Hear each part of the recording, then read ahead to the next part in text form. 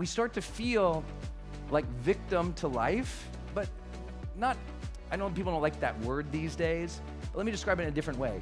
You feel like you're kind of like trapped and disadvantaged at a certain level. And I know all these words have lots of hooks, so just bear with me for a minute. And what happens is you like, at some point there's a barrier between you and everybody else. And sometimes that barrier, like what happened for me, you build up to protect yourself. My heart got broken as a teenager, so I spent all of my 20s at a distance with love, right?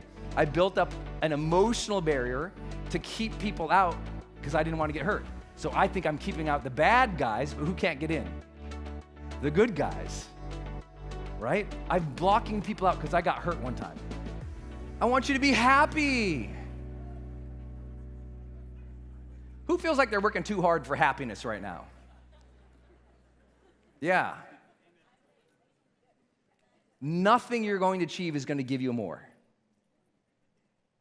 You're going to learn a new way to choose and summon happiness because the power plant doesn't have energy, it. Yeah. Could you generate energy of happiness each day more often? You got to find out a way to do that, whatever it is for you. Like for me, I'm not a big social media consumer. If I go on social media, do you know what the first thing I do when I go on social media is? Brandon Burchard, high performance, ultra, edge, performance guy. Do you know what the first thing I do when I go on social media? Every day, do you know the first thing I do? Search for funny cat videos for my wife. First action. I don't like social media that much, but I'm like, okay, I know she enjoys this. This is points. If I deliver a good cat video to my wife, I'm good. I mean, that's like 10,000 points. I just need one good one. And I look for excellence in this category. I find one, man, I'm sending that thing. I got points during that day. And you know what? Inevitably, it makes me laugh my butt. I just laugh and laugh and laugh and laugh. It's so funny. Simple. For her, that will make her happy for like an hour and a half. A cat video. A cat video. Simple little things that we have to learn, you know? How do you find your happiness each day? How do you find it? How do you create it? How are you tapping into it? This might sound like, yeah, Brendan, but please, because most people, when they get that success, they find out that the thing didn't give them the thing they had to generate. See, it's not about generating the money to give you the happiness. It's about generating happiness with a period. And then when people learn how to do that, then it all feels better. It's all more amazing. I know we take it for granted here because many of you are in personal development. And I didn't do something this morning I usually do, so I'd love to do it because it'll give me a shot of happiness this morning. I mean, those things, those dreams. And you know, I know you'll have the dreams of the big things that you want to do, but also, I'm like, could you put this as one of your big dreams, please? Would you do it, yes? One of your big dreams. Capture right now. What's 3 things you do to generate happiness?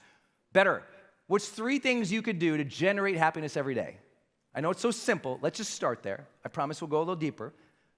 3 simple things you could do to generate your own happiness every day. Could you write it down? Okay, let me ask another question. What's 3 things you could do to generate confidence every day? 3 things to generate confidence every day. What would be something for you that would make you more confident as you go throughout the day? Okay, you've now written 6 things from your own mind about how to be happier. You've written 6 things of how to be happier or confident, right? Now watch this. Around the room, raise your hand if you consistently do these 6 things in your life. Be honest, consistently. If you consistently do them in your life, be honest, on a weekly basis, like very consistently, stand up, just so I can gauge where we're at with these 2 things. Okay, let's look around. Your definition of consistency. Now, either you're hard on yourself and you just don't give yourself permission to recognize that you do these things, or maybe your practices really need to reorient because so many of us don't have practices towards the basics. I really believe happy, confident people are extraordinary. They're so different. They're so unique. They're coming from a place of different access and flow. They're stepping into the best of who they are. And happier, more confident people, not only are they more productive and high-performing, higher earning over time, which we can measure from the research. Super simple, very, very simple. Happier employees who are more confident lead to way, way outstanding performance in every industry around the world. Doesn't matter the culture, doesn't matter the industry, all around the world.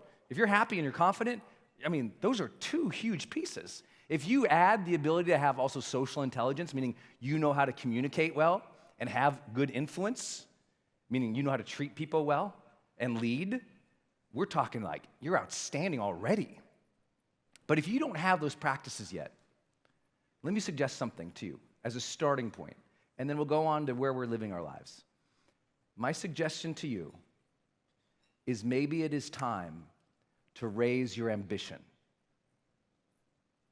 Maybe it is time in your life, wherever you're at, whatever is going on, maybe it's time. I'm going to do that red one again. Hold on.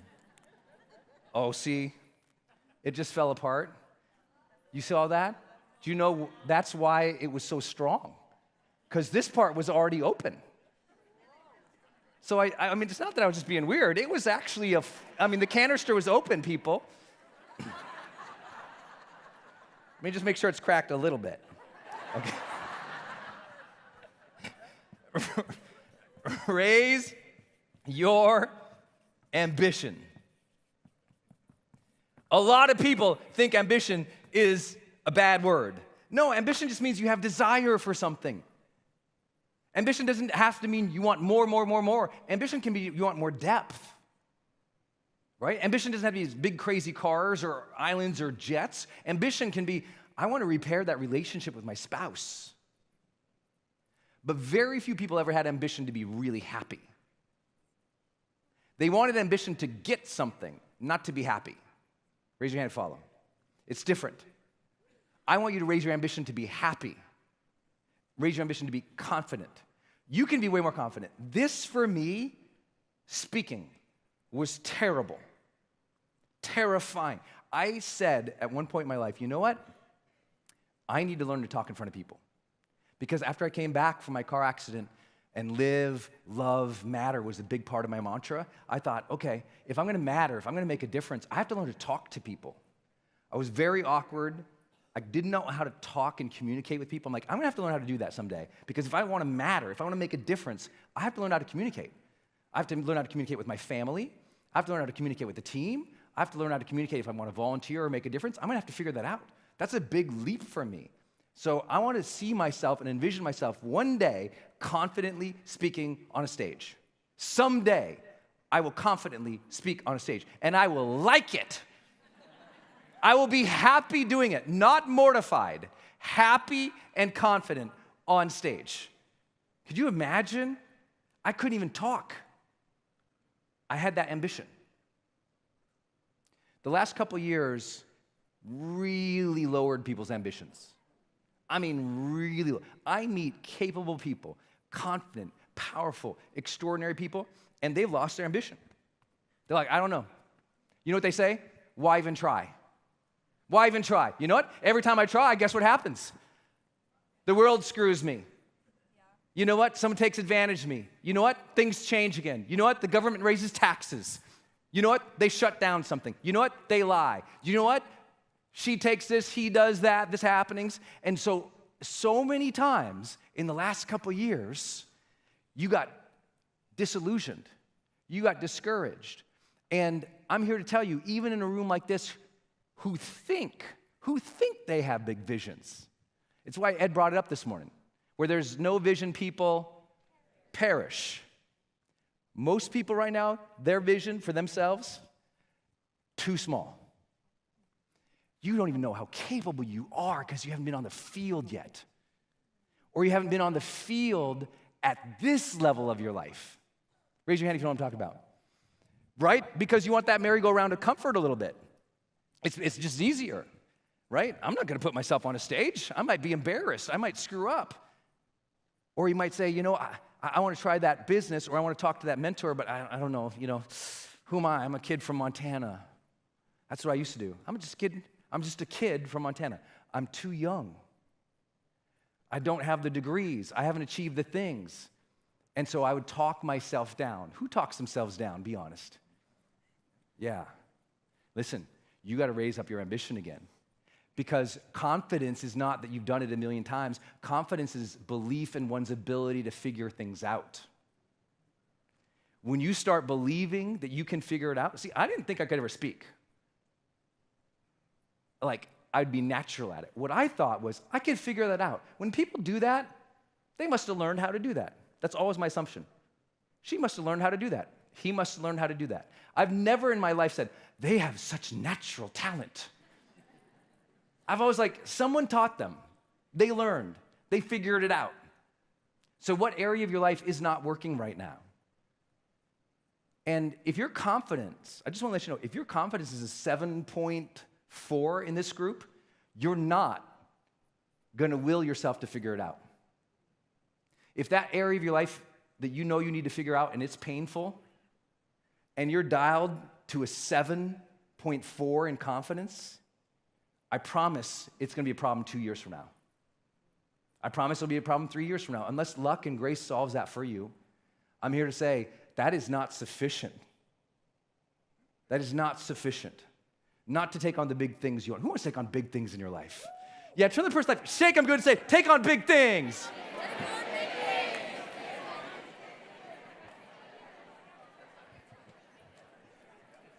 You got to take on big things. And I can tell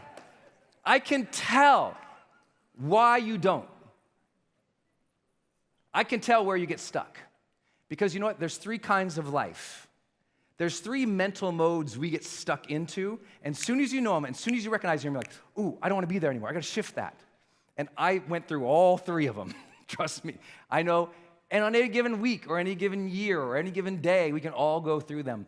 But when I got it, I recognized myself in them. And I thought, that's not the life I want to build for myself. See, for those who are wondering about personal change, there's 4 gates to change. The first gate we're about to go into. The first gate of change is called awareness. Where there's no awareness, there's no change. We got to recognize where we're at, recognize how we're thinking and behaving and showing up if we're ever going to actually shift and change. I'll tell you where I was at most of my youth and most of my even early 20s without knowing where I was at. I was in a particular kind of life. I'll represent them on 3 different areas of the stage just so you can keep up with me a little. Is this too much or you guys are all good? It's good? Okay, you ready to do the work? Let's do the work. Here's what I discovered. There's 3 kinds of life. The first kind of life, let me describe it before I give it a label for you. The first kind of life is the type of life where something happens to us, the events of our lives, right? Where we grew up, how we're treated, what's going on even in our current life, where so many things have happened that we did not want, that we start to feel like victim to life, but not, I know people don't like that word these days, but let me describe it in a different way. You feel like you're kind of like trapped and disadvantaged at a certain level. And I know all these words have lots of hooks, so just bear with me for a minute. And what happens is you like, at some point there's a barrier between you and everybody else. And sometimes that barrier, like what happened for me, you build up to protect yourself. My heart got broken as a teenager, so I spent all of my 20s at a distance with love, right? I built up an emotional barrier to keep people out because I didn't want to get hurt. So I think I'm keeping out the bad guys, but who can't get in? The good guys, right? I'm blocking people out because I got hurt one time. And I'm watching all these relationships and I'm thinking, she's happy, he's happy, they're happy, why can't I be happy? So unfair. It's so unfair. And then I had some failures in my life. And when I had the failures, I thought everyone was watching me. And I was like trapped. And I didn't know what to do about it. And they were judging me constantly. And at some point, this life starts to feel like what I call the caged life. You feel trapped in a certain mindset, trapped in a certain career, trapped in a certain relationship, trapped in a certain body, trapped in a place, let's go there mentally, where you just don't want to be. Does anyone know what I'm talking about? Yeah, you're just like, This is not what I imagined for myself. And so you're kind of like behind the bars, holding on the bars, looking out to the world. And at some point, it's like, it's so unfair because before you felt free. There was a point in your life where you were free, you were happy, you were joyous, you were young, you were flowing. And then something happened, that job, that career, that person, that situation, something threw you in there. And I always say it's like putting a wild animal in a zoo. They get thrown into the zoo, and at first, what do? Wild animal in the zoo, all the time, same thing. When they're thrown in there, they're at the front of the bars, they're at the thing, bouncing up against it, gnawing at it, grabbing it, they're shaking up, like they're trying to get out. They're like, I don't want to be here, and they're angry. They're angry. They're like, let me out, I don't belong here, this is not right, and they act out. They butt up against things. They're fighting.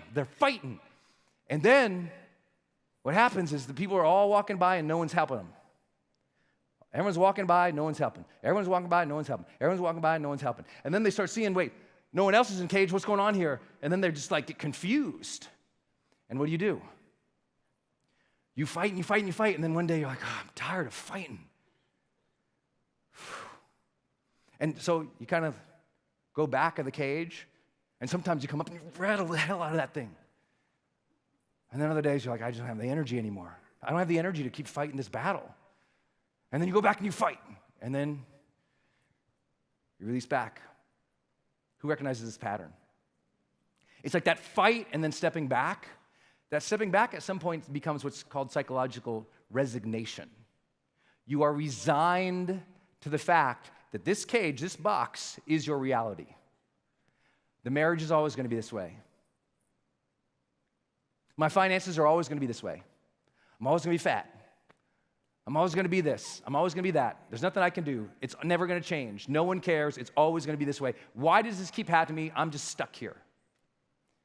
And then something continues where it gets worse, where now you're resigned. It's just going to be this way.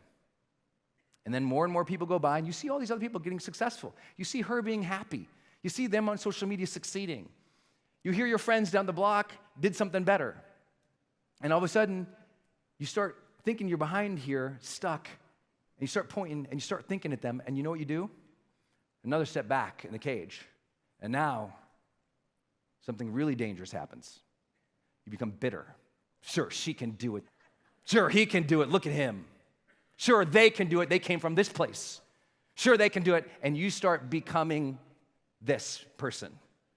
Because when you were in the cage, you felt like they were pointing at you sometimes, but now you're back at them. And division starts happening. You start really separating yourself from people. You become bitter. Someone was a jerk for you so long, now you're just bitter against everybody, not just that person. You failed so many times, you're just bitter at the world. Why is everyone else succeeding? Why does this happen? What's going on? And you're always looking for an answer. Always looking for an answer. Why is this happening? Why is this happening? Why is that? Always looking for it. Always looking for it. Why? You're always on the why. You're just always on the why train. You're just stuck. Why is this happening to me? So unfair, so unfair, so unfair, so unfair. And that bitterness becomes, you know what? The world is unfair. People suck. I didn't deserve this. F it. That's what you do. And then it gets worse. You sit in that for a while, and your mindset goes back another few steps. And now you're so tired of it, and you're so exhausted about it, and you're so angry, you're just in the back of the cage. And you're looking. And you think, they don't understand. These people don't understand me. They don't understand how hard this has been. They don't understand my life. Because when you're in the cage, you start telling yourself that you're lonely. You tell yourself you're the only one in a cage. You think you're there alone, forgotten, abandoned, left. And that bitterness and that resignation, it adds up. Turns into a weird kind of anger and sadness. Anyone know what I'm talking about? It's like very depressing because you don't think you can get out of it. And the worst thing is when you're back here, you start saying, they don't understand. No one cares. And if you think they don't understand and no one cares, guess what you never do? You never come back up to the bars and raise your hand. You never ask for help anymore. And I can tell you from personal experience, when you're back there, that's where the worst of it happens. When you fight and fight and fight, and then you become resigned, and then you become bitter, and then you become sad and angry, and you think no one can understand, you know what you do? You get very depressive thoughts, and you often get where I became suicidal. No one can understand. I actually believed as a teenage boy that no one could understand my heartbreak. I really did. I didn't think any of my friends could understand what I was going through because someone cheated on me. I thought no one could understand. Years later, do you know how many people, millions of people have DM'd me and messaged me, oh, someone cheated on me too. And at the time, I thought, anyone ever think you're the only one going through it? You think you're the only person going through it. I'm here to tell you the hardest thing, the hardest job I have as a coach. I say this to all my audiences, the hardest thing. Everyone's like, what's the hardest part of your job? I'm like, the hardest part has been sitting down parents to tell them they're not the only ones who ever lost a child. Sitting down people to tell them, you're not the only one who lost someone to cancer. Sitting down to someone, you're not the only one who got stolen from, cheated on, broke. You're not the only one who went bankrupt. You're not the only one who sinned. You're not the only one who got abandoned and mistreated. You're not the only one. But if you feel like you're the only one, if you feel like you're in this fight alone, you're already fighting a way harder fight. And that's where people are. They don't realize it. And I know not everyone will like the metaphor of the cage, but maybe for some of you, a different way of saying it is you've got the shield up. You might be proud of your shield. Some people are very proud. Brendan, I don't trust anybody. They're so proud of it. Do you know what it is? That person, they're back here. They just have a bravado about it. Because some people, they're in their cage, hey, all day long. Oh, man. They think they're something special because you know what? The cage can also be called, it can be called the cage, it can be called the ego, it can be called the barrier they build up. Yeah, it can be called that narcissistic ego that just think we're the only ones. No one can understand, my team can't understand me, so I ask them for help. I'm so special, right? That's the sad truth about the cage life. You think you're so special, so not only will you not ask for help when you genuinely need it, you also won't trust anybody anymore, including yourself, because you've rattled the cage before. It didn't break through. Because you asked for help before. She didn't show up. And so you lost trust. And a lot of people, these last couple of years, they lost trust. They lost trust in themselves. They lost trust in the governments. They lost trust in pharmaceutical. They lost trust in their neighbors. They lost trust in humanity. They lost trust in everything because of social media. And I'm here to tell you, if you have lost trust in humanity and yourself and other people, do you think it might be affecting any of these things? Like, your happiness is tied to, do you trust yourself? That's the stuff of congruence and integrity. Your confidence is tied to that. And I'm here to tell you, if you've been stuck in the caged life, and again, caged life, you might not like that label, but it just means you feel kind of trapped. This is where people also go, Brennan, when they're in resignation. You know what people say when they're in resignation? They say, Brennan, you don't understand. I've tried everything. That's my favorite one as a coach. You tried everything? God, that's amazing. Good job. Good job. I tried everything, really. Show me the list. What? Well, show me the list. What do you mean? Well, I tried everything, Brennan. I know, show me the list. Because if you tried everything, you must have kept a detailed Excel spreadsheet to know what items were mutually exclusive to know that you did everything. And you know what, most people, I tried everything. You tried 3 for 3 weeks. You tried 6 for 6 months. And I'm here to share this with you. You got to know if you've been in this cage, if you felt trapped, and it's time to rattle the cage again. It's time to come back. It's time to step up. Everyone stand up with me. It's time to rattle this cage again. It's time to get in this place again. It's time to let's hold these bars and go like, okay, I'm back. Everyone shake this and go, I'm back. I'm back. You got to re-engage. You got to re-engage. Hey, you ever see those little pictorials? You can say, Sandy, it's okay. You ever see those little pictorials of heaven? You know, there's like a cloud, there's like an angel there, and then there's like the gates to heaven. You ever see that? You don't have a picture in your mind real fast? You ever see those images, the gates to heaven? Did you ever notice something in those pictures? I always notice it. You ever notice something? They're not that high.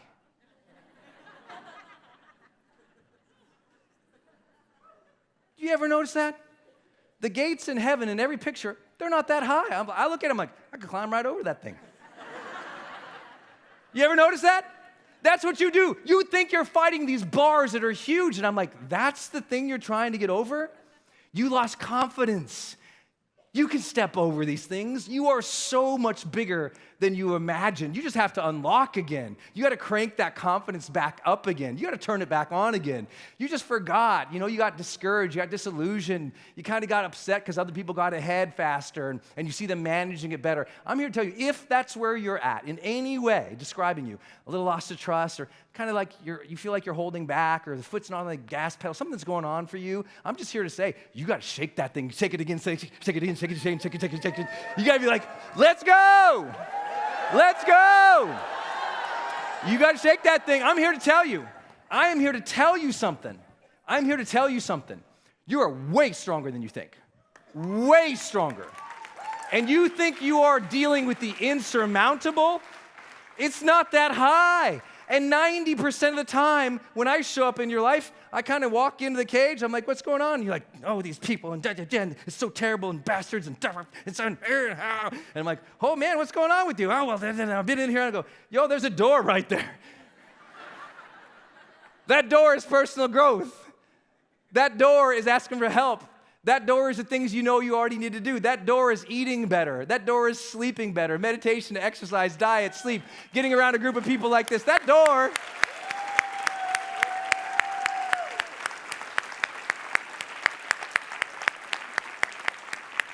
But so many of you, you're caged into a concept of yourself that somebody else gave you. You're caged into a concept of yourself that somebody else gave you. And you're so scared to rattle it because what would my family think? All these people know me for this certain thing. If I change it, oh my God, what will they think of me? And we're so scared of rejection, right? We think, oh my gosh, if I shift it, what are people going to say? Because how many of you have been waiting to do a pivot or a major shift, but you're scared, you're worried about it, you're like, ugh. And often you'll say that. If you're caged, you're like, oh no, Brendan, people don't know me for that. People don't know me for that. Have a seat, and I'll tell you a little story. It's my favorite metaphor. People don't know me for that. I go, babe, nobody knows you. I can't do that because people don't know me for that. They know me for this. I go, nobody knows you. Well, my neighbor, I'm like, well, does your neighbor really know you that well? That if you want to do something to find a little more happiness and joy in life, that if you wanted to shake the cage and make a shift, that they would judge you that much? If they know you, they wouldn't judge you that much because human lives are variable and we shift. My favorite story about that is the goofy, some of you know I got to work with Paula Abdul, the famous musician and dancer and TV personality, back when she was on American Idol. And the funny story there was, we were on American Idol, and at the time, this famous segment went off. Now I tell this story, it still cracks me up every time because I see it. And what happened was this little Samoan girl, her lifelong dream was to be on American Idol. Lifelong dream. She was so excited to be on American Idol. She couldn't wait. She said she'd watched it her entire life, and she was like, I don't know, 9, 10. My whole life I watched it. Oh my God, it's my dream to be here. Oh my gosh. And she's brought her family with her, including her 2 huge Samoan brothers. Big, huge guys, 300 pounds, big dudes, right? And the producers cut this particular segment together so well because she's about to go in, and this is back when it was like Randy and Paula and Simon, right? Back in the day. I know I'm old. Okay, just listen. I promise. I'll get there. And the producer keeps cutting this weird shot. I couldn't figure out what the producer was doing with the shot. And what had happened was, on the outside of the audition room, was big Samoan brother, and between them, Ryan Seacrest. And on the inside, this little, whatever she was, she's explaining, this is my dream, this is my dream. She's about to sing. And of course, you're waiting. You always hope she's going to be amazing, right? You just like, oh my gosh, her whole life she's waiting. I hope she's so amazing. I hope she just kills this, right? I can't wait to see this. I can't wait to see this. So she's about to sing, and they keep cutting back to the brothers. I'm like, why are they doing this? And she's still going on about this is her dream. And then, so she starts singing and everything. She does a good job, really good job. And then they cut back, and I finally figure out why they're piecing it together. Because here's Ryan Seacrest. Now, mind you, this was her entire dream. So you know she's talked about this guy and this show her whole life to her whole family. And now they've all traveled to be at the audition, right? But here's the big two Samoan guys. And there's Ryan Seacrest, and one big guy looks down at Ryan Seacrest between them and goes, so who are you? At the time, Ryan's the biggest TV personality in the world, on the biggest show in the world, the show that the brother, the sister had been talking about her whole life, didn't know who Ryan Seacrest was. It was the funniest moment of television I've ever seen. It reminded me, no one knows you. No one knows you. I've walked up and down the streets with the biggest musicians and celebrities in the world. No one knows. They got a hat on. No one knows you. They're not scared to try a new way of doing things. In fact, their confidence in their ability to figure things out, to try new things, is why they're successful. Think about this. That's why they're successful. That's why they're successful. Think about like the biggest musicians in the world when they change their style. Anyone ever listen to Mick Jagger's reggae album? Do you know the Rolling Stones, the rock and roll band? Do you know he did a reggae album? At the height of Mick Jaggerness, he did a reggae album. That's why he's great. He didn't go, no one knows me for reggae. He's like, man, that'd be a challenge. Let me confidently attack that. Let me try that. It's a pretty good album too, but no one knows it. Did he go, I can't do that because I'm already famous and known? See, the flip side is you go, well, no one knows me. I have no influence. I have no worth. I have no capability. I'm just starting out in this area. I don't want to be embarrassed. I tell people all the time, very few humans have fear anymore. We tell ourselves that. Most people actually have acute worry, but not fear, right? The psychological and the physiological are different, right? That old metaphor of we're not being chased by a saber-toothed tiger. Our real fear now is the cyber-tooth tiger. We're scared of being judged on the internet. Most people, they don't have fear. They're embarrassed to be seen starting small. If you want to come out of that cage, guess what it's going to look like? Poof, kick the door, one step. And you're going to be like, you're going to walk in, you're going to shock people. You're going to shock people when you make a change. You're going to shock them. And the question is, does that bother you so much that you won't make the change? Are you so scared of shocking others that you won't make the change that your family, your business, your dreams, your lifestyle, your bliss demand? Do you know how hard it is to say no? It's really hard. It's so hard to say no. But if you don't, you'll ruin your bliss. And now you know what you're caged in. Here's your cage, high performers. Ugh, I'm so busy. High performers never think they're in the cage, and almost every time I work with them, they're in the cage. This audience in 7.2 and 7.4, you're in the cage. You might not know it, but if that's your score, and I know that's not everyone's score, but that's the average for this particular group, that's low, people. And so we don't think high performers. No, if you're burned out, you're in the cage. You're trapped in the expectations of other people or trapped in unfair expectations of yourself. If you keep burning out, you're trapped into a pattern. Raise your hand if you follow that one. If you keep burning out, you're trapped into a pattern. You haven't found a good way to do it yet. I said when I began this career, I said, I'm not going to burn out. I'm not going to be that guy. All my big mentors and heroes, they always talked about how wrecked their life was and how busy they were, and they didn't have any vacation time, and none of their, family talked to them, and there was all these things, and I was like, holy moly, I don't want to get in that life. How do I control for that? Now, we all have times of intensity, right?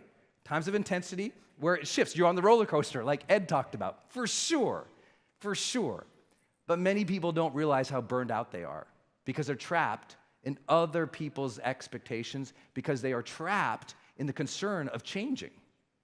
And my hope is you find a way to rattle that again. Can we rattle your ambition back? Can we rattle your happiness back, your confidence back? Can we rattle something inside? I'm not going to do anything forceful about it. I want you to find it. I want you to tap into that. I want you to get there. I want you to give yourself that gift. I want you to give that stuff the gift. I'll keep coming back to this concept over the next couple days. I said there's 3 types of life. Is this too much? You guys are with me? Say, I'm here. Okay, tell the person to check and say, rattle that. Okay, second type of life. Second type of life, which most people think they're in, is the comfortable life. Not the cage life. They're more comfortable. You know, they got a job. They're seeking or found a spouse or partner.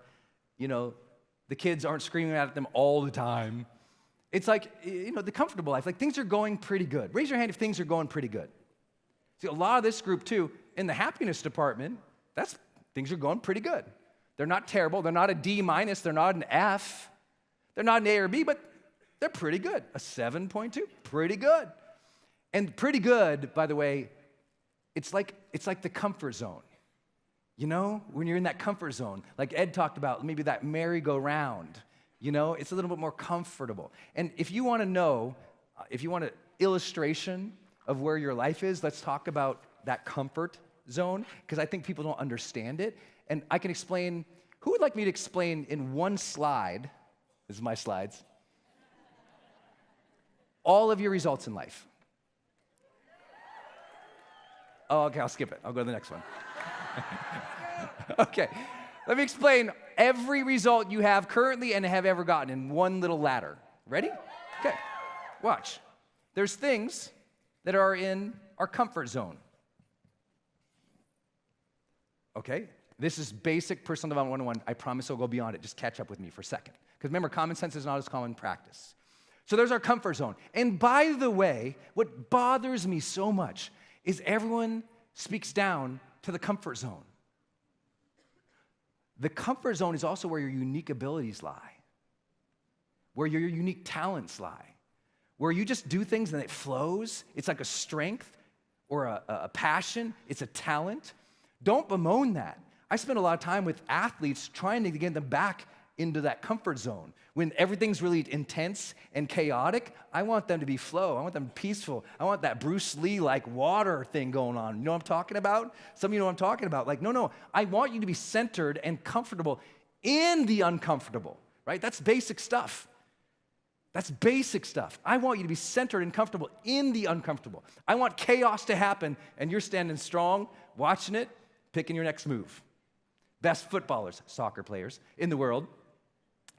You know what they do? They run less than everybody else. The best ones in the world. Did you know that?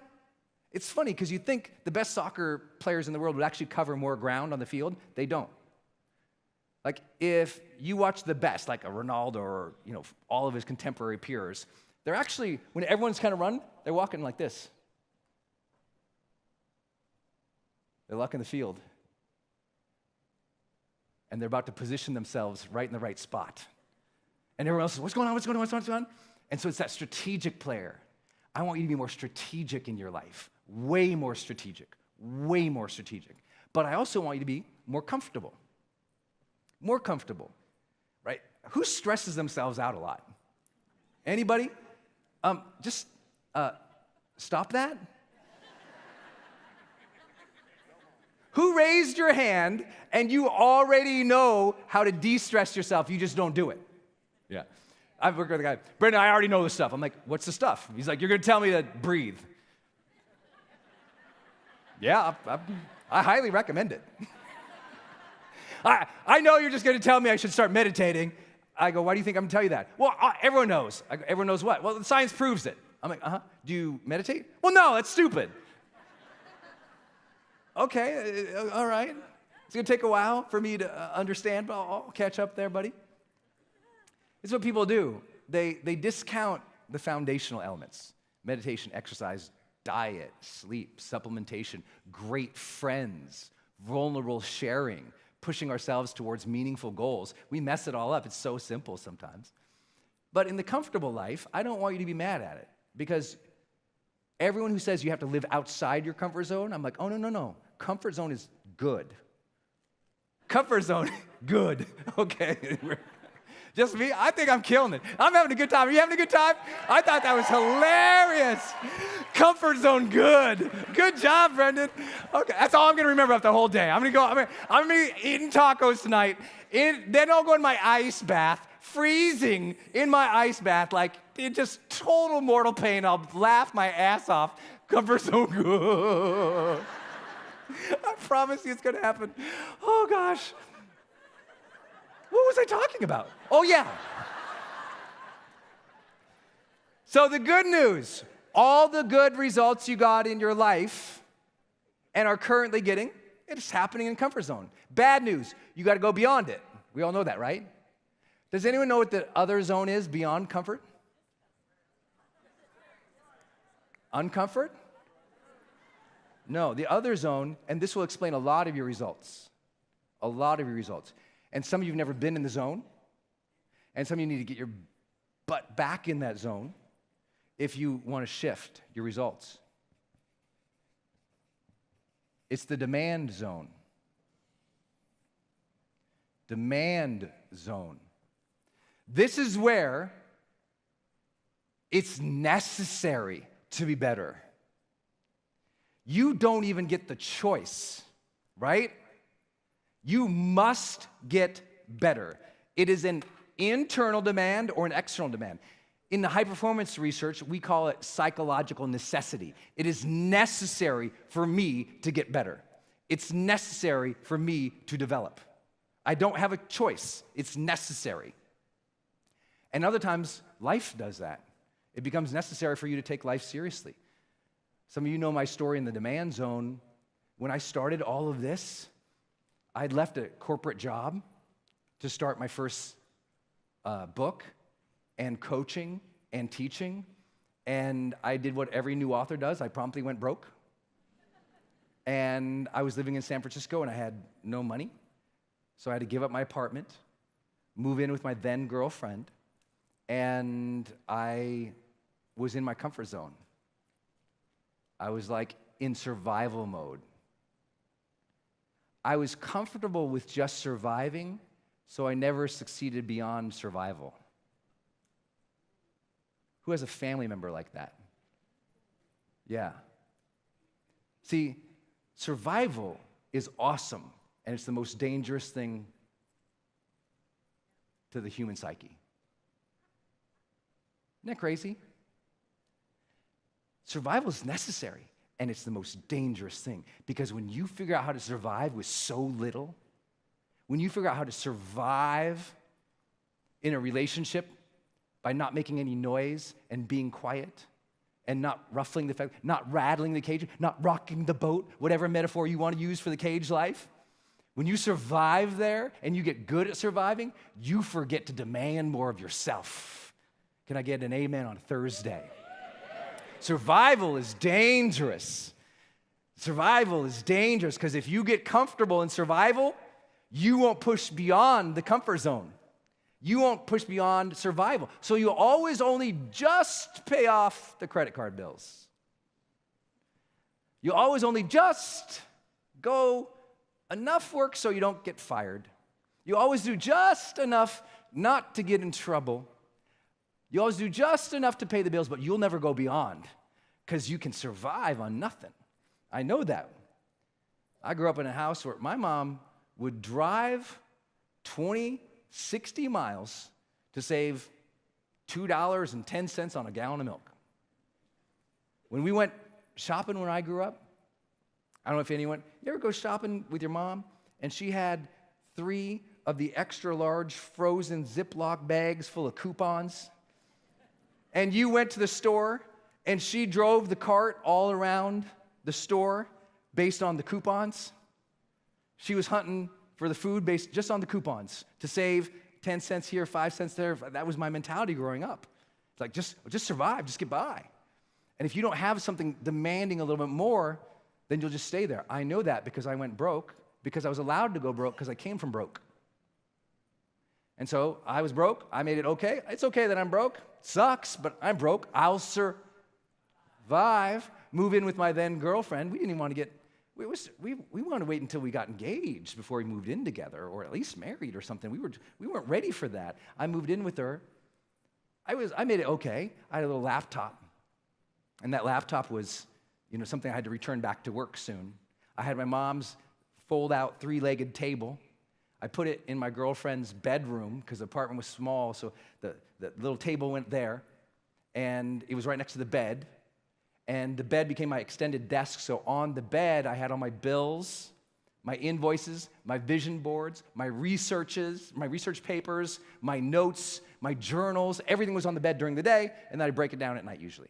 Well, there I was, comfortable each day. My girlfriend was paying for food and rent, and I get to be the artist. I'm doing my unique ability in my comfort zone. I'm an artist. I'm a writer. All writers are broke. It's normal. I guess you know what? I'm just going to write. I'm going to coach. I'm just what I'm going to do. And so weeks and weeks go by. Every day I'm faking it. She's getting up, ready to go to work. So I'm getting up, getting ready to go to work. She'd leave. I'd kind of wander around, nutty professor. I'd read some books. I'd go to the cafes in San Francisco, the fancy ones where the famous writers went. I'd get the croissant and the green tea, and I'd sit down so optimistic to write, and then it was hard. So I'd get up, and I need some inspiration. I'd go walk around Fort Mason. I need inspiration because I'm the artist. So I'd go do that, and then she'd come home, and she'd say, how's it going? I'm like, oh, it's so good. You right? Oh, yeah, so many pages. So many pages today. So many pages today. And then this goes on for weeks and weeks and weeks. I'm making no money. I've paid for some online courses to learn how to sell a book, get a book deal, become a coach, do my own events.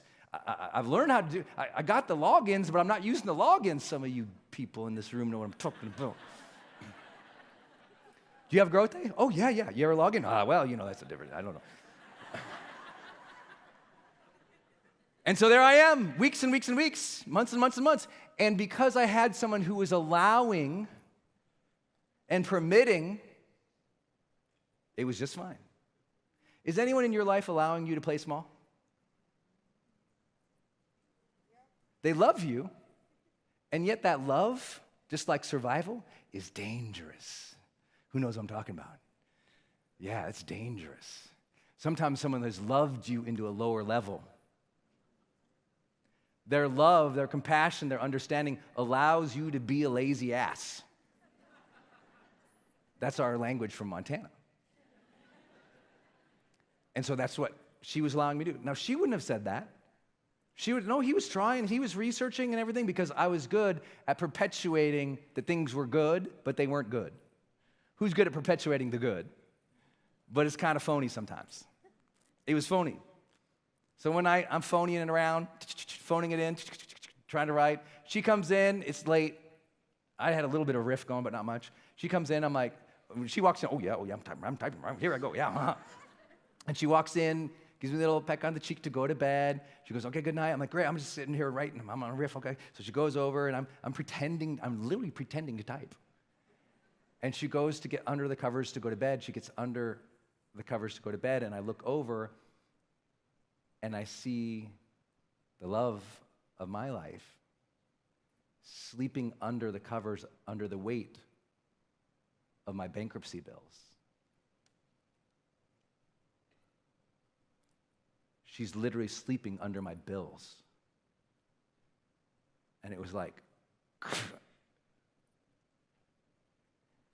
because none of us want to be the cause of lack or pain in our family's life.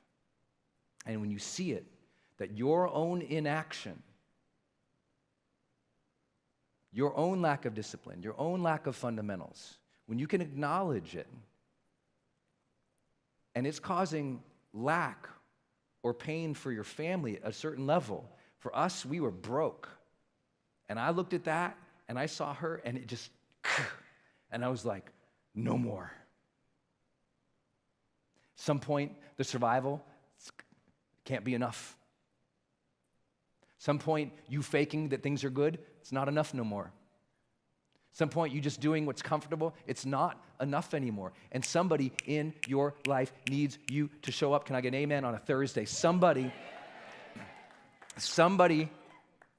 needs you. And when you tap into that, it's like, boom, it's another, whoa.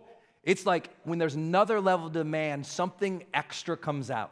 You ever see Jordan in Game 6? Right? The dude is sick with food poisoning and fluish feelings. I mean, it's bad. The demand on that game was so high, and he achieves a level of performance that's legendary in the hardest of circumstances. Why? Demand. He wouldn't have probably been able to do any of that if the demand wasn't that high. Sometimes you need to place yourself into a new group, a new company, a new level. Sometimes you need to have talks with your spouses again about goals. Sometimes you need to realize, oof, I've allowed my self-discipline, but my lack of self-discipline is hurting her. And you got to face it. You got to face the demands of life again. Not placate them, not avoid them, not pretend they're not there, not pretend you don't have to deal with it, because at some point, the bell tolls. I don't know what that means, but I've heard it before. At some point, demand. And here's the thing. If you're really good, you kept leveling up the demand on yourself.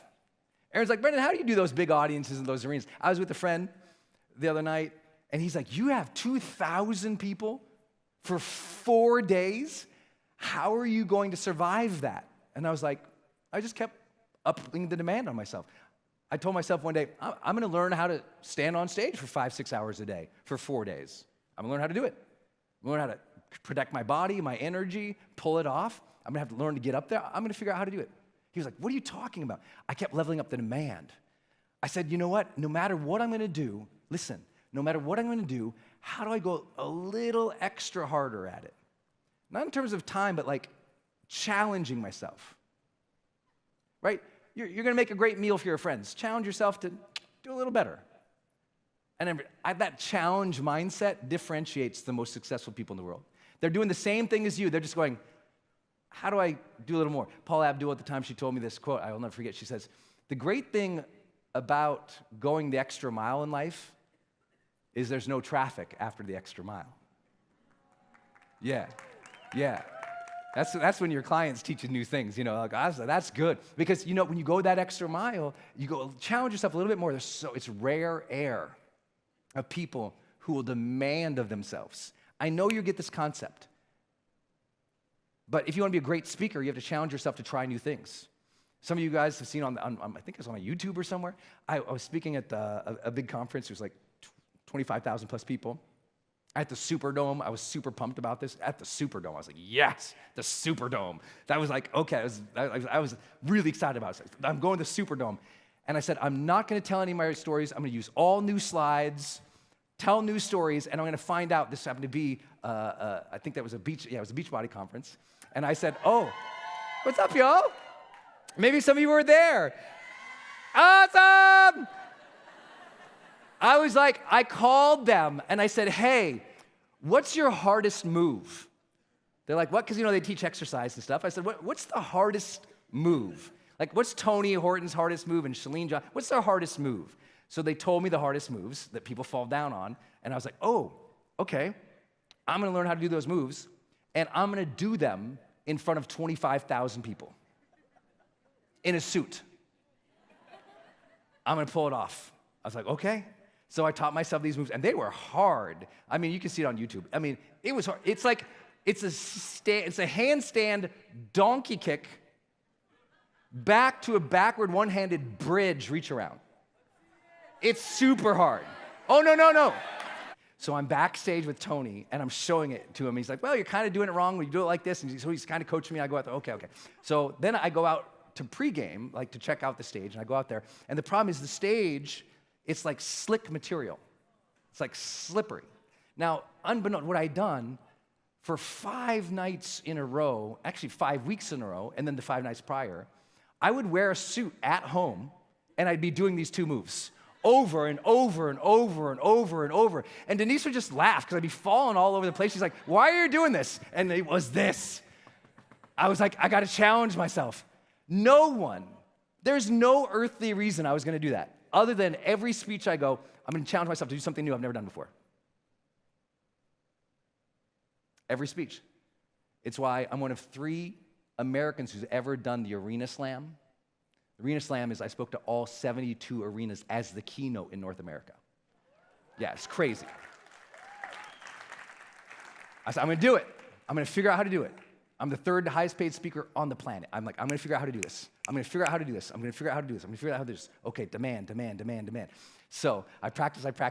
I go out there, and I got out there, I'm looking at the 25,000 people I'm walking, I'm like, I ain't doing this. This floor is slippery. These people, the echo on my voice in the arena was so huge, I was like, this would be the stupidest thing to ever try. Why go outside of this? I know how to get a standing ovation. If I do this and I fall, they might laugh. They might think I'm stupid. I not get hired. They might ask for the money. I mean, this could be really, what if I injure myself and they have to pull me out on an ambulance stretcher at a workout place? I was like, oh, this could be terrible. But then I thought, but if I do it and I fail, maybe some will appreciate it and they'll laugh and they'll clap. And that would be really unique. But if I do it and I pull it off, they'll freak out. Another phrase I just learned, I love this one. I just flew out of state to interview Matthew McConaughey. Yeah, it's up on my YouTube right now. But I went and we sat down, and it wasn't like an interview for his book or anything. We were just, I just wanted to have a conversation, see where he would go. And it was cool. But I asked him why people do that. Why do people have to go beyond the thing? Why do we have to step out there? And he goes, because you got to find out. Keeps me up at night if I don't find out. If I don't find out, got to find out.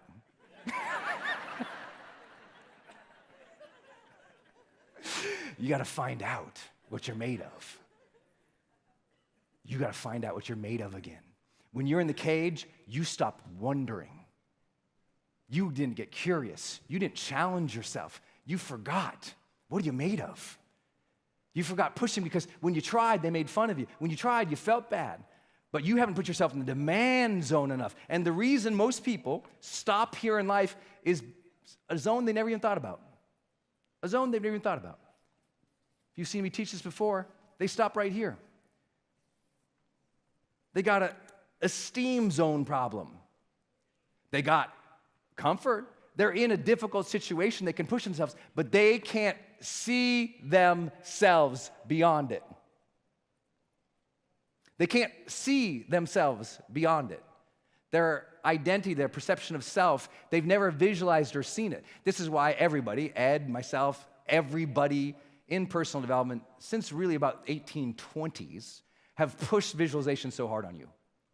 Because the things you can do with your mind are unbelievable.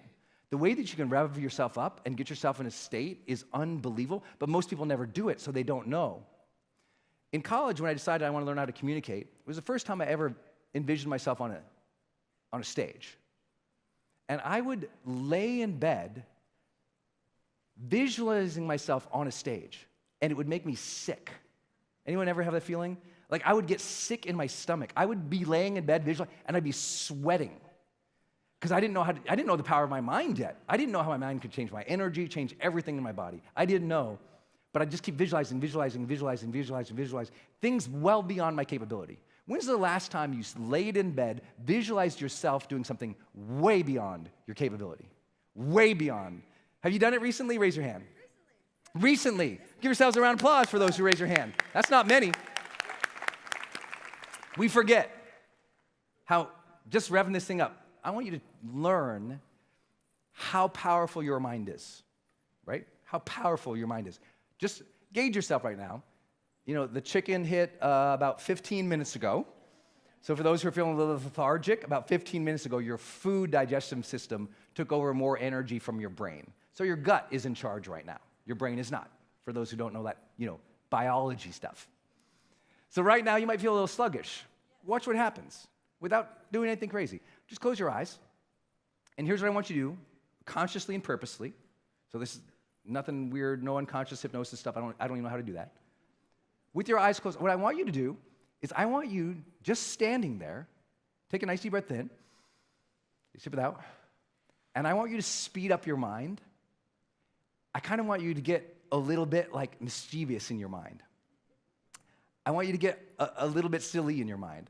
I want you to rev up the engines a little bit in your mind, get a little enthusiasm, a little ambition in your mind. I want your mind to start going a little faster, like you're Einstein. Maybe you see something, you visualize something, there's colors, there's something popping in your vision. You just see something, you're just getting your mind razzed up a little bit. Maybe there's fireworks, maybe there's sounds, maybe there's visual colors going back and forth, back and forth, back and forth. Something is happening in your mind, it's turning on. It's turning on. It's like fireworks, it's like energy, it's like going to another level. It's just leveling it up, leveling up, leveling up. I want you to go up one more level, whatever that is. Just like speed up your mind, put your energy in a great place in your mind, just choosing it, finding it, seeing it, revving it up. Choosing it, finding it, seeing it, revving it up. Just go, a little higher, a little higher, a little higher. Just like turn back on, turn back on, turn back on. Like almost like you're revving up that energy so much like you're ready to kind of like run around the room. Like you're just getting this energy, you're like ready to bolt. You're strong, you're feeling powerful and capable, enthusiastic, energized, whatever it is. Just like speed it up, speed it up, speed it up, speed it up. And if you can do it, say yes. Yes. Say yes. Yes. Okay, check that out. Now open up your eyes. Now is it night and day to how you feel right now than a second ago? Raise your hand if it's true. That fast. You just did it.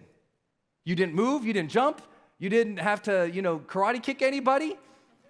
You just got your energy back. That's incredible.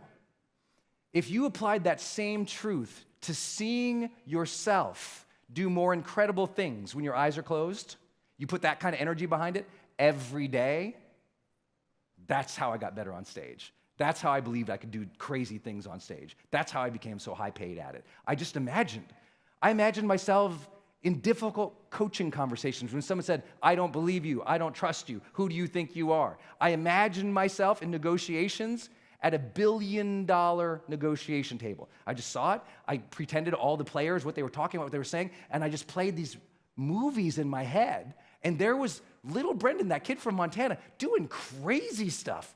Coaching presidents, and then I coached presidents. Being on arenas, then I spoke in arenas. Making millions of dollars in a day, then I did it 30 times in a row. I just kept starting, I was like, I'm gonna figure this out. And I believed in my ability to figure things out, and I just kept using my mind over and over and over and over, and my esteem went up from it, not because I was perfect, and not because I was ready yet, because I used my mind to do it. Who follows what I'm talking about? Some of you, you've never applied your mind to your self-esteem, ever, in your whole adult life. You've never done it. You had a vision, you had a dream, you thought about it. I meditate about it, Brendan. I'm like, no. Like a weapon, like every day. Like honing that thing, seeing yourself there. You want to be a loving, amazing, caring person? See yourself being a loving, amazing, caring person with people, with your eyes closed, visioning it and seeing it. Like when I went up to McConaughey, everyone's like, were you nervous? I'm like, by the time I sat down with that guy, I did that like 10 times. It already happened. I was like, okay, right? That wasn't the hard part was the cameras and the lighting. Everything else was there, and I was like, that's it. Same thing when I sat down with Oprah. On the way over, I psyched myself up on the way over. Oh my God, she's gonna interview me for Motivation Manifesto, which I found out 1 a.m.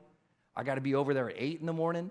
They're gonna interview me, and I'm like, oh my God, on the way over, I don't know, oh my gosh, what am I gonna do? Did I prepare enough? And okay, they told me Motivation Manifesto. What did I write in that book again? What was it about? All right, yeah, okay.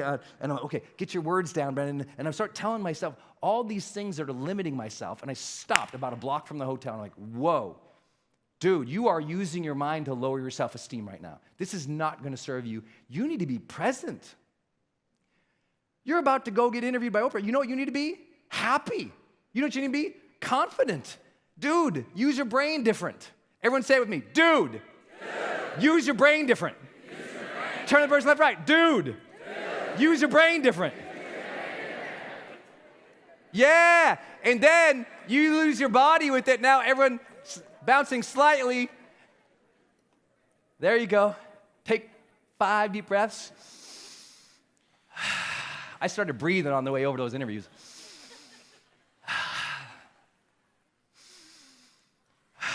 I was getting ready. I was going to open up my body and my mind for something more possible. And I know we don't always say that, so let's just get ourselves in a good place. Are you ready to get yourself in a good place? All right, let's just get ourselves in a good place. Here's what we're going to do. We're going to do a little Qigong. For those who've never done it with us before, we're just going to open up the different energy meridians in your body. If you don't believe in energy meridians, no problem. We're going to teach you another simple thing. Do you believe in nerve endings? If you do, you will love this. All we're going to do is we're going to energize your body by slapping your nerve endings. This is so simple. That's what Qigong really is. We're going to take good energy like this. The different times we're going to do full body Qigong this time, not just down here. We're going to do our whole body because I want you to see how great you can feel. But first, I want you to hold an idea in your head.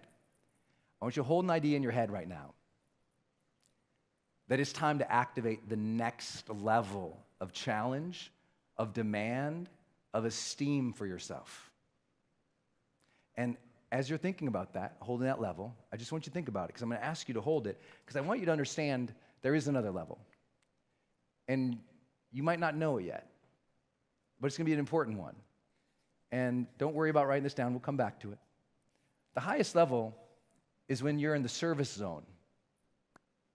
Maybe you were comfortable and good at something, capable, talented, passionate. Maybe you got forced into it or you pushed yourself. Maybe you believed yourself and you pushed yourself and you comforted it and you aligned all of it. But then when you went into service zone, you decided to contribute, make a difference, care for somebody else, treat people well, be a leader. Something went up. There was an ambition there. You decided you want to make a contribution. My last question in my life, bleeding out on the hood of a car, was, did I matter? I was a 19-year-old kid. I never saw myself mattering. I never imagined myself doing anything like that. I never saw myself as a philanthropist. I never saw myself as somebody giving, serving, teaching nonprofit. I didn't see any of that stuff that we end up doing. I want you to give yourself permission as we do this. I want you to put some love in your body and in your heart for yourself to go to another level, to find that for yourself, to discover for yourself right now another level of esteem and vision and service. That raising your ambition thing, even though I know so many of you are already successful, but some of you are successful and you're bored. And some of you are successful and you're in the comfortable life, but sometimes the comfort life, just like survival life, isn't so good because you get bored. And you're like, why isn't there more? What's going on? I thought I'd be more happy. I thought I'd be more confident. I thought life would feel more pop. And you stop seeing yourself at the next level. You got all the success. And to get the success, you visualized, you dreamed, you thought about it, you pushed yourself, and then you got it, and you let off the gas of some of that mental work about seeing yourself win. Seeing yourself win. Seeing yourself win. Everyone say it with me. Seeing yourself win. Yeah. So I want to do some self-care for you and open up your energy, but I also want you to see it and feel it and sense some good energy in your body again. Many of you haven't even felt your body for weeks and months and years. Like, you're all here. A lot of people who are in the comfortable life, they're all here. They're heady. They're always in their head. They disconnected from their heart and their body, and they're like, I don't know why I don't feel life anymore. Oh, you're so smart. Sometimes your brain is so smart, it takes away from feelings everywhere else. Anyone know what I'm talking about? You kind of lost that feeling. Everyone asks, why do you do Qigong? I'm like, oh, because I need to check in with the body. If I don't open up the body and check in, I'm just like a nutty professor all day, right? I will just wander around, and all of a sudden, I'll research for 16 weeks straight. I'll forget to eat. I won't have any joy in my life because I'll just forget. I'll just be researching papers. That's not beneficial. I have to check in. So let's do a little check-in, okay? So what we're going to do is we're going to do full body Qigong. I'm going to start with your hands. And let me just show you some of the motions we're going to do. We're just going to put good energy into our body. That's all we're doing. Good energy into the body, right? And we just have to do it kind of 1 inch at a time. So we start here, and it just looks like this. And we'll go up to our shoulder. And we're going to do that both arms. We're going to do that on our sides. We're going to do it on our legs. And we're going to do it on our back. And don't worry, I'll guide you through. And if you think this is totally stupid, perfect. Perfect. Now is the question, are you a man or woman of science? Because if you think it's stupid and you've never done it before, science. You don't know until you've tried it. You have a hypothesis. Now it's time to test it. Because most people think good ideas are stupid and they've never tried them. So let's just see if this ancient art that's way older than all of us can open up our body. So first, could you just gauge your energy in your body a little bit? Where are you? Are you on a scale of 1 to 10? You're kind of stiff, a little tired, feeling jet lag, the food, anything? Just 1 to 10, like you might be a 6 or 7 energetically. Just see where you're at. And let's see how fast we can shift it as a simple practice. Okay? So simple. Let's start with your left hand. And we're just going to go like this on the back of the hand. And I want you to try something. Deep rhythmic breathing as we're doing this. Breathe in, breathe out. And you're just coming up 1 inch at a time, nice and slow. You're doing a great job. This is where the hotel staff walk by this room and go, what does he do in there with them? Lower the shoulder and nice and strong. Really release that shoulder. Good. Cycle your legs a little bit. Just moving them a little bit. Nice and strong. A little bit more on the shoulder. Breathe. Oh, that's good. Okay, next side. Let's go. You're doing great. Breathe. You might even try putting a smile on your face. Pretend you're satisfied with yourself. You're happy. You're happy with yourself. You're happy to be at Growth Day. Who's happy to be at Growth Day? Oh, you're doing good. Oh, that's good. Good energy. Good energy. I like that. Who's happy to be at Growth Day? Okay, more firm on the shoulder. More firm on the shoulder. Good, good, good, good. Now, at the waist, we're just going to come up from the waist up to the armpit. I know it sounds really weird. A little more firm. There you go. Breathe. Remember, rhythmic breathing. You're breathing in and out in one steady stream. Good. All the way up, right below the armpit. Other side. You're doing great. Breathe. Oh, yeah, I see you. Okay. Seen some color out there. You come back to life. Good, good. Now, you're going to lift your left leg if you can, and you're going to start at your ankle and come up your leg. Test the balance. Test the balance. Hey, front row, you're killing the game. Woo! Front row. What happened to you? Can you stand on one leg and do this? If not, mobility is going to be bad for you in old age. Now you're going to reach around and pat your butt. Really, on your gluteus maximuses? Some of your maximuses are more maximus. You did a good job. Pat the butt hard. Nice and strong. You've done a good job. Good, good, good. Put that one down. Lift up the other leg. Ankle. We're going up 1 inch at a time. Breathe. Breathe. Breathe. Okay? If you struggle, it's okay. You can sit down and do it, but I encourage you to try standing. Good balance. Did you know balance leads to longevity? Wild. You don't fall and break your hip and die sooner. Okay. On the butt, nice and strong. 1 on the butt, 1 on the hamstring. Okay. Good, good. Stand, bounce. Okay, now, back. We're opening up that big meridian. 4 deep breaths, go. That's 1. That's 2. That's 3. That's 4. Stand, bounce a little bit. Shake, shake, shake, shake, shake, shake, shake. Growth Day, how you feeling out there? How you feeling? Okay. Now, okay, good. Put your feet just a little bit further than shoulder width apart. A little bit further. Okay? Good. Arms out and down. And up like you're flying. Arms out front when you're down, and then you fly. Down and fly. Good. Down and fly. Down and fly. Down. Hold it. Hey, good job, guys. Hey, you're all looking good. Okay, up. Down. Down. Hold it. Okay, now make sure you keep breathing. If you stop breathing, you will fall over. Keep breathing. Now, with your right foot, imagine pushing that heel into the ground, the right foot. Keep breathing.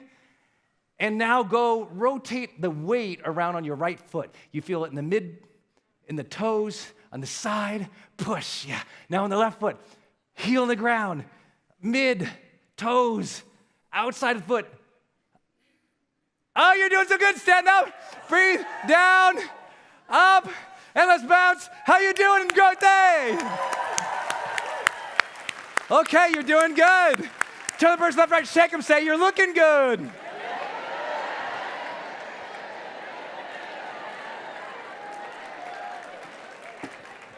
You're looking good. Okay, try this. Now, keep breathing. Don't lock your knees, please. Now, close your eyes. And I want you to imagine the best version of you in this energy. The best version of you. See the best version of you. Think of the best version. If you feel in any way dizzy, just move your legs around a little bit. March in place. Take some breaths if you have to. Oh, yeah. See something higher of yourself. See yourself in a place of service. See yourself being an amazing mom. See yourself giving. See yourself happy. Yeah. See yourself confident. Keep breathing. Breathe in like you're happy. Yeah. Make this fun. Put a smile on your face. See yourself joyous. Like you're seeing yourself so joyous you can't help but put your chest out a little bit and smile. Oh, yeah. You see yourself joyous. Feel that energy. Feel that energy. Feel the energy around your body right now. Just notice the energy around your body. Can you feel the energy around the room? How about just inches outside of your body? Can you feel any energy to the person to your left or right even? Yeah, can you take in some more energy? Put a big smile on your face and just think of the best you, that future you that you love, that future you who's so capable and beautiful and loving and service-driven and energized. Can you see that you? Can you think of that you for a minute? Could you just reach out with your eyes closed, reach out and touch that you's hand. Just like almost you're high-fiving that future you. Could you high-five the future you a little bit? You're just seeing that you is energized, that you is beautiful, that you is service, that you in gift, that you that's powerful, that you that's made it, that you that is giving, that you that's such a good dad, such a good mom, that you that's having fun with the family and that's having fun in the world, that you that's focused and crushing it each day. Can you give that future you a high five a little bit because you're doing a good job? How you doing, Growth Day? Let's go. So what's this? I want you to close your eyes real fast one more time. What is this energy? Could you label this? Where are you? What's your state of mind? What is this energy you feel? What's the label? Give it just for yourself, What would you call that? Because I want you to call on this again. You're going to call on this energy again, this place of mind again. What is this? That smile. What is this? That sensation. What is this? What are you seeing and feeling? What would you call this thing? What would you call this thing? Okay, you got it. You got it. You got to high five those future yous again. You got to come back into this room. You got to come back into your life again. You got to remember.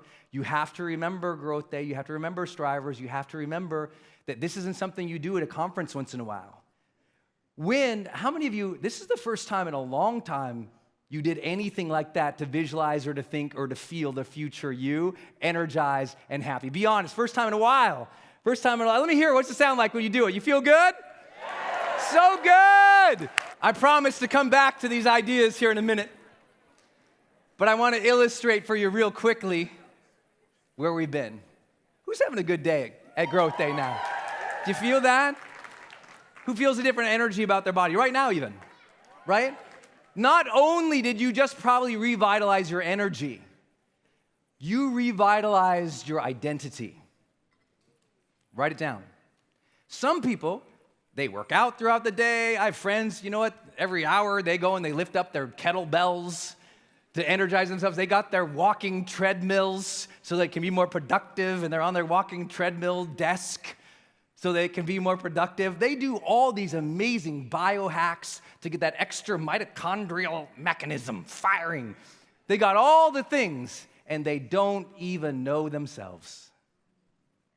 We've done all these things to statistically measure ourselves, to get all the stats on ourselves, the quantified self.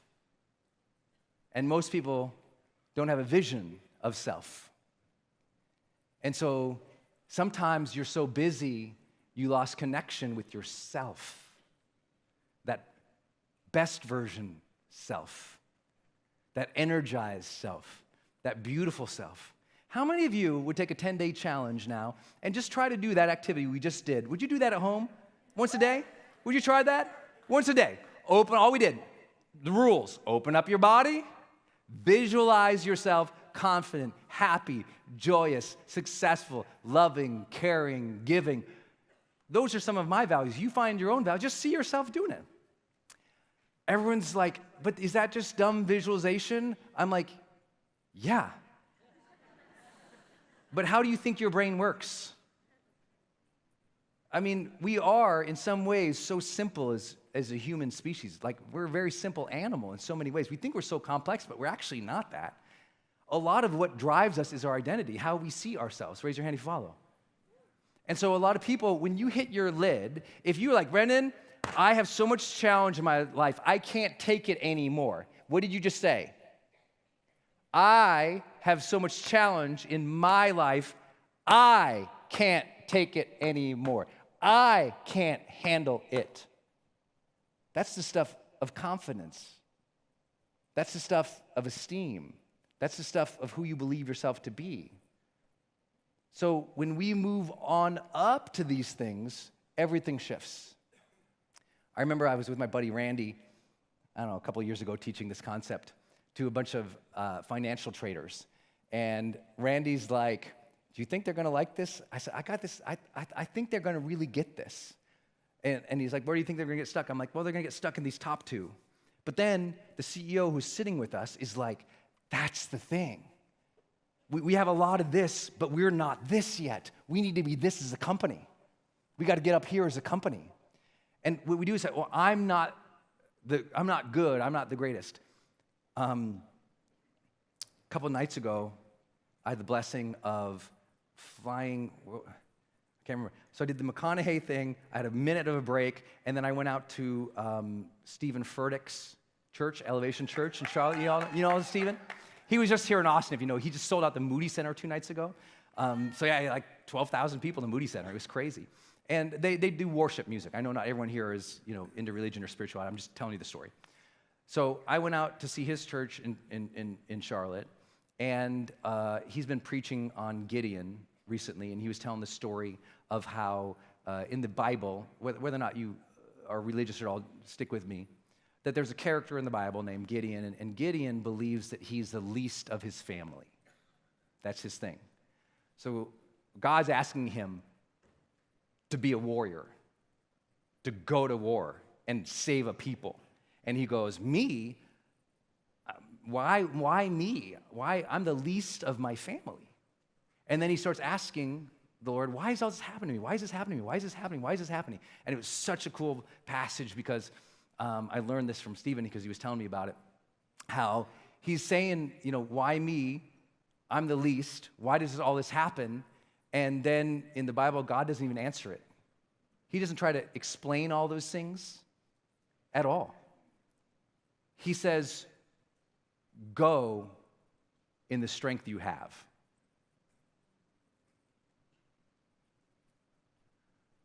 Go in the strength you have. Sometimes we think we have to have everything figured out when we're in the cage, or we want to go to another level in our comfortable life, and we're like, I don't know. I don't have enough. I'm not enough. I don't know anything.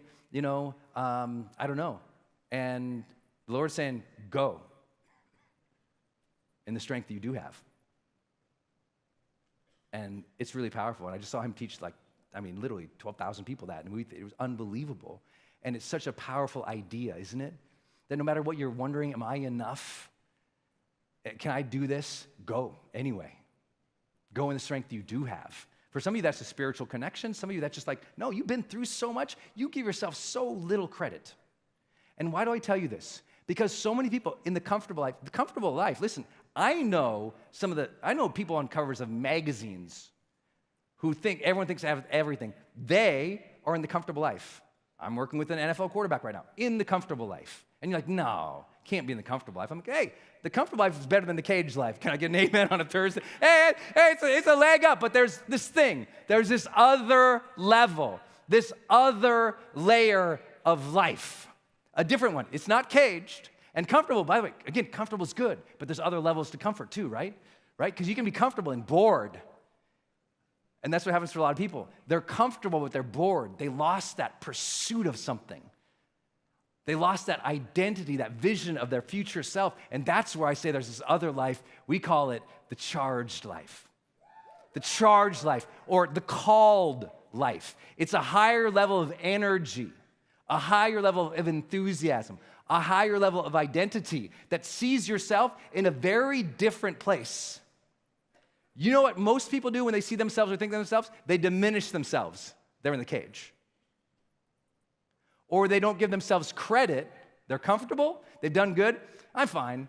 But they don't give themselves enough credit. They don't recognize their strength. They've had all these successes in their life, but they never integrated the win. The wins. You've had a lot of wins in these last couple of years too. You survived. You're here. You still have the intention to grow. That's a win. And if you never look at the wins you have and take them in, your identity is the same as you were in high school. A lot of people are in adult bodies carrying around the same perception of self as teenage years. If I had stayed mentally the same broken, poor, young kid from Montana who was mistreated, who was beaten, who was discounted, who had to work 3 jobs, who went broke, who failed his first career, who didn't know what he was doing, who threw up on a stage one time, starting his career on a stage, threw up, who failed and failed and failed, who went near bankruptcy. If my esteem, my vision of self was still there, I'd be still caged. Who follows? You got to upgrade that self-image now to be in the called life, the charged life. There's a higher level of energy that's got to start rattling in your brains. You got to be like, oh, shoot, I still got some magic in here. You know what I'm saying? I know a lot of successful people, they forgot they got magic in here. Guys, they forgot. They're going through the, here's the thing. It's so crazy, guys. Please listen. They're going through the day successful. You understand? They got money. Their confidence might even be high. They got all the reasons, but something that they don't see themselves anymore. In the charged life, you can do what we did. You can close your eyes and see the beautiful version of yourself. You can close your eyes and think about that and get connected to it and be excited about it. Like that's where you go, ooh, I want to be healthier. You can see yourself lighter, more flexible, stronger, moving through space. All of a sudden, you're like, it's not just like, I need to lose 5 pounds. It's like, no, I can see a different vision for my life. And you're connected to that vision for your life. You're connected to the vision of the best of who you are, but you're connected. There's something different. It's you see and visualize yourself again. Some of you in the last couple years, you got into that thing of waiting for life to change and responding to the next crisis. And you haven't looked forward, and you haven't looked within at a level enough that has energized you. That's the secret. To look within and look forward at a level that energizes you. What's the word? Energizes. Write it down. You need to look within and look forward at a level that energizes you. And some of you go, I don't even like myself. I'm like, that's the point we're talking about.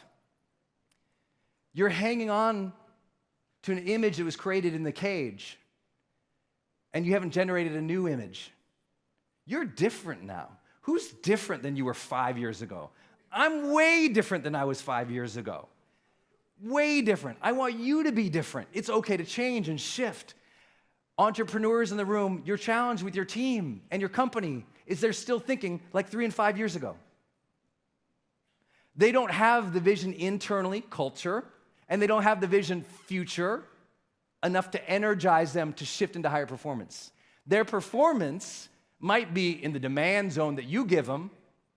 I want you to hear that, CEOs in the room. You think, What's wrong? I give them the goals. Brendan, please come in and help me with my business, Brendan. I got KPIs. I got OKRs. I got professional managers. I got a comp package that you wouldn't believe. What's wrong with my people? I'm like, nothing's wrong with the people. They're either very comfortable where they're at, or the demands are really there and they're pushing, but they don't feel it yet. In sports, it's the team what? Spirit. It's not there yet. If you haven't read Phil Jackson's 11 Rings, highly recommended to see how a coach, can tap a whole team into a different level of energy and win 6 NBA championships with one team, 5 with another, a whole different set of players. Very impossible to do, right? It's just like, we got to tap. This is what I want you to get into. I want to get in your head here. There's another level for you. A vision and connection, enthusiasm back in your life. Who wants some enthusiasm back in your life again? You know, just like, oh, I want to be alive again, please. But remember, the power plant doesn't have energy, yeah. You got to generate it at a different level, I want you to embody gratitude. Do you know the huge difference between the caged, comfortable, and called life is the embodiment of gratitude? Not just the practice of writing it down, which we have minimized it to because the American culture is taught to make everything so simple. You know, the media teaches us that literally my whole career, hey, could you dumb this down, Brendan? Could you make this less complex? You know, you have this framework here, it's too many boxes and scribbles. I'm like, I'm explaining human behavior. It's too complicated. I'm like, I'm explaining human behavior. They're like, could you dumb it down? And so we've dumbed down gratitude as just a simple practice. Could you 5-minute journal it? Could you write down one sentence? Could you just do this one thing? No. That's not what it feels like in the called life. Not what it feels like in the conscious life. Not what it feels like when you attain that level of real freedom and charge in your life. You embody gratitude.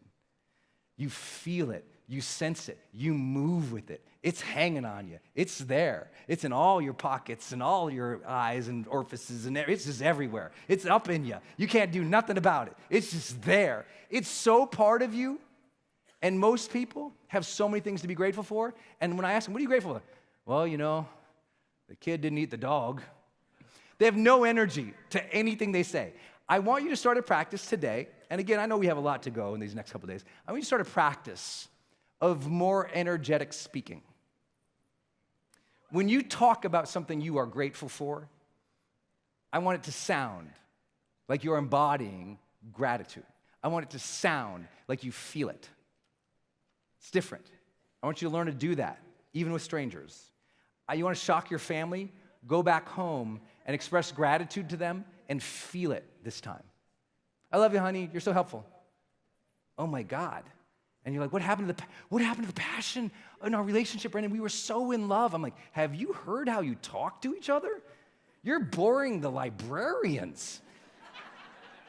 Like, what are you hushing and whispering for?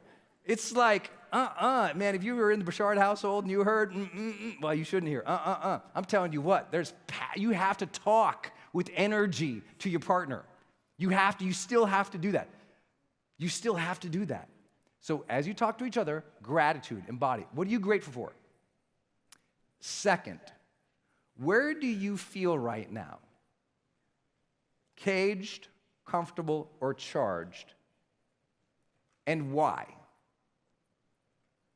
Be honest, because none of them are good or bad, because it's like a roller coaster, right?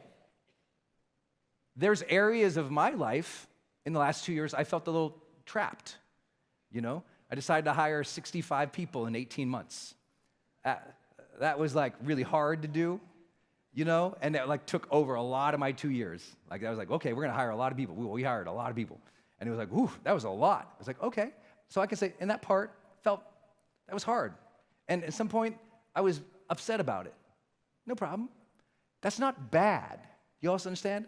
Even though I say caged, comfortable, and charged life, isn't it true? Sometimes you're charged in your fitness and your physical body, but one of your relationships feels a little trapped, caged, not good. So just be honest with each other. Where are you? Where's somewhere in your life? What are you sensing about this? Do you feel like you're caged, comfortable, charged? And why? Be honest. Not everyone has to be up and happy all the time. That's not what this seminar is about. Hopefully you heard that and sensed that from me and Ed's opener. Third thing I want you to talk about. What is a vision that you have? Something that does get you excited. Like when you think about your future self, what is that? When I was asking you to see yourself, what were you seeing? What was different? And it might just sound like, you know what? I see myself happier and funnier and laughing again. Wouldn't that be beautiful? If that's all you shared, I see myself happier and laughing again, enjoying life again. It can be that simple. Some of you might be like, oh, I see myself doing this thing or mastering this skill or being on this show. Like, I don't care what it is, but like, what do you see? What energizes you? What energizes you when you see it?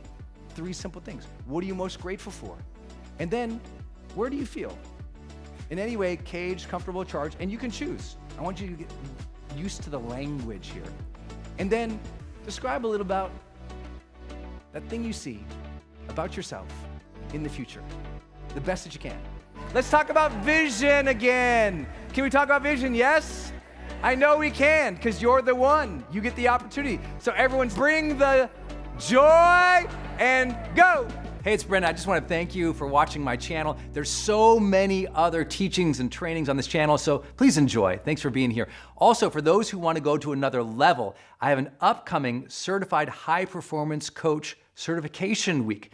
This is where I teach you and certify you to become a world-class life coach. We call them Certified High Performance Coaches. You can click the link in the description right now to apply and to learn about our upcoming certification week. If you want to go to another level as a life coach and you want me to certify you and help you, make sure you click that link and take advantage of it right now. Enrollment is open today.